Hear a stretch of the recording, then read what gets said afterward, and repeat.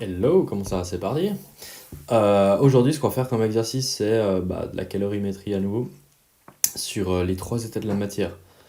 Ok, donc on va lire la donnée ensemble, on va essayer de le résoudre tranquillement. Donc un calorimètre de 65 joules par degré de capacité calorifique, donc on va écrire déjà,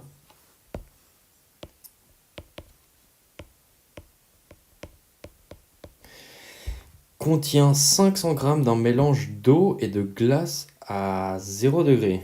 Ok, donc M, glace et eau égale 0,5 kg. Après, on verra ce qu'on fait avec ça. On y insère 30 grammes de vapeur à 100 degrés. Ok. Donc 30 grammes de vapeur.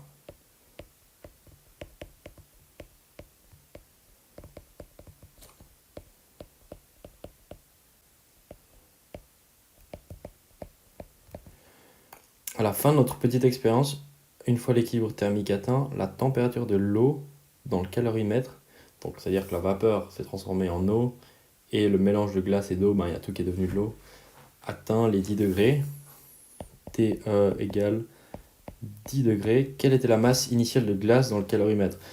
Ok, donc ce qu'on va faire, c'est qu'on a ça, et on va mettre M glace égale X, M eau du début du coup, égale 0,5 moins X. Ce qui fait que M glace plus M eau égale X plus 0,5 moins X égale bien 0,5 du début. Du coup, on n'a rien fait de faux, on a juste mis des petits X pour nous aider, tu vois. Ok, super. Donc, ce qu'on va faire pour cet exercice, c'est en fait commencer par écrire la formule du coup de l'énergie donnée, comme dans 90% des exercices, égale énergie reçue. D'accord? Et en fait, ce qui se passe ici, c'est que tu as un mec ou plusieurs mecs qui donnent de l'énergie à un mec ou plusieurs mecs qui reçoivent de l'énergie. Donc, énergie donnée, qui c'est qui donne l'énergie? C'est la vapeur, tu vois. Parce qu'elle est à 100 degrés, puis à la fin, elle est à 10, du coup, elle a donné de l'énergie. Donc, ce qui se passe, c'est que, à nouveau, je te rappelle que M, donc de la vapeur, on va mettre, fois chaleur latente de vaporisation de l'eau, on va mettre LV. Donc ça, c'est dire que la vapeur, en passant de vapeur d'eau à eau liquide, elle va libérer une grande quantité d'énergie autour d'elle quand elle va faire ce changement d'état. Et du coup, ça, c'est cool. Donc MV, donc la masse de la vapeur fois LV, plus M de la vapeur fois, là c'est la chaleur massique de l'eau parce que la vapeur s'est déjà transformée en eau après ça, fois la différence de température, on est passé de 100 à 10 degrés.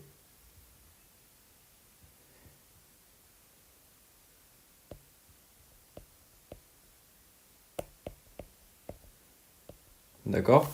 Et puis là, en fait, puisqu'on parle de donner de l'énergie, en fait, on écrit 100 moins 10 parce que, imaginez, on passe de 100 à 99 degrés, c'est-à-dire qu'on aura donné 1 fois la chaleur massique du truc en question, du liquide, de l'eau, machin, fois la masse.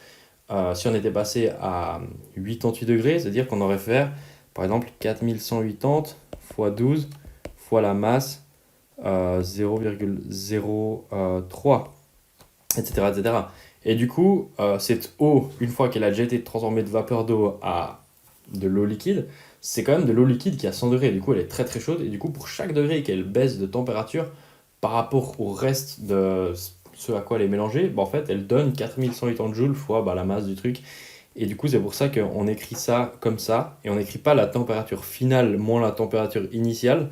Ça, c'est pour quand on parle de l'énergie reçue. Mais quand on parle de l'énergie donnée, puisque justement, en fait, pendant 90 degrés, cette petite vapeur d'eau là de 0,03 kg, qui s'est transformée en eau liquide, a donné 4180 joules fois 0,03. En fait, c'est comme ça qu'on écrit l'équation. C'est ça la quantité d'énergie au final qui était donnée en fait. On peut tout simplement le dire comme ça. D'accord. Et ensuite, Donc là, je vais juste remplacer par les nombres. Énergie reçue, ça fait combien? En fait, qui c'est qui a reçu de l'énergie?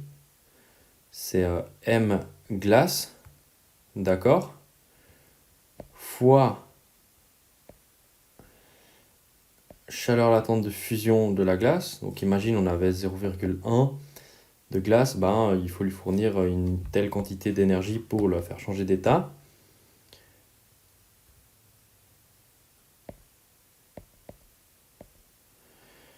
Plus, en fait, 0,5 fois C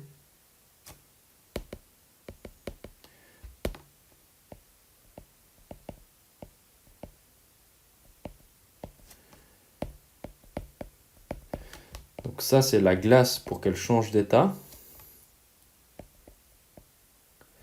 Et ça c'est une fois que la partie qui était de la glace dans ce mélange d'eau et de glace à 0 degré s'est transformée en eau, c'est-à-dire qu'au final on a pour sûr 500 grammes de ce mélange qui en fait maintenant est que de l'eau. Et du coup ça va être rien d'autre que 0,5 mg plus mo. Pourquoi? Parce qu'en fait, une fois que toute la glace s'est transformée en eau, de ce qu'on avait à droite, en fait, on est pour sûr avec 0,5 kg d'eau. On aurait aussi pu écrire comme ça si on avait vraiment voulu. Mg fois C fois delta T plus MO fois C fois delta T. Mais au final, ça revient au même que ça et puis ça complique moins la chose. D'accord? Donc maintenant, on va remplacer par des valeurs numériques ce qu'on connaît. Donc à gauche, on l'a déjà fait un peu.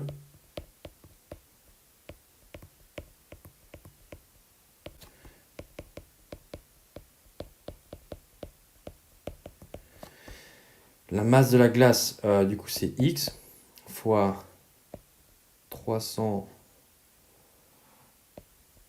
000 plus mg fois, on pourrait le mettre ensemble, mais comme j'ai dit, au final, ça fait 0,5 fois 4180 fois delta T, et puis delta T, du coup, c'est 10, parce qu'en fait, on passe de 0 à 10 degrés.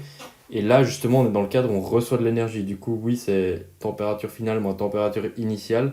C'est ça la quantité d'énergie que ces 500 grammes d'eau ont reçu pour passer de 0 à 10 degrés.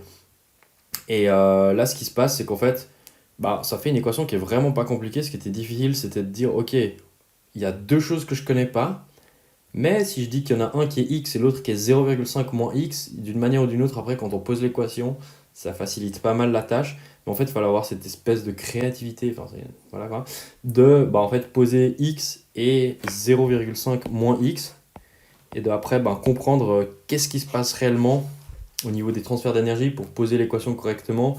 Et par exemple, pas faire la faute ici de mettre 10 moins 100 et puis que qu'est-ce qui se passe? Du coup, c'est parti, on va faire le calcul un peu à la calculette. Donc là, évidemment, c'est 100 moins 10, ce qui fait 90.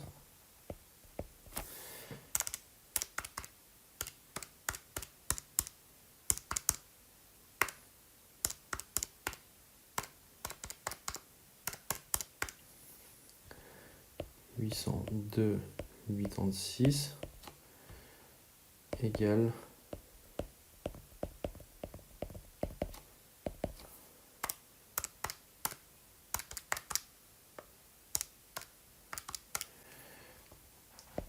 20 900. Du coup, si on fait moins 20 900 à gauche et à droite, ça fait 59 386.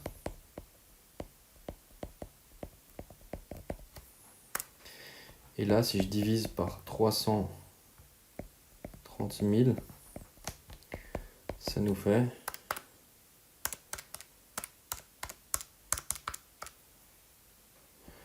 0,17 ou même 18 si on arrondit. Et du coup, qu'est-ce qui se passe? X, c'était quoi? C'était la masse initiale de la glace. Du coup, quelle était la masse initiale de la glace dans le calorimètre? Donc, dans cette espèce de M glace, en fait, ici, c'est 0,18 kg. Et du coup, l'autre aurait été 0,32. La masse d'eau, s'il fallait aussi répondre quelle était la masse d'eau initialement contenue dans le calorie. Du coup, voilà, on a répondu à la question, et puis on peut être relativement content, tu vois. Mais si je récapitule les points difficiles de cet exercice, c'était en fait de poser x et 0,5 moins x pour la masse de l'eau et la masse de la glace, alors que c'était deux trucs qu'on ne savait pas. Puis après, au final, vu qu'on sait quand même que les deux ensemble font 500 grammes, donc 0,5 kg, en résolvant, on arrive à résoudre et trouver la bonne réponse, tu vois. Allez, ciao, ciao, j'espère que ça t'a plu cet exercice.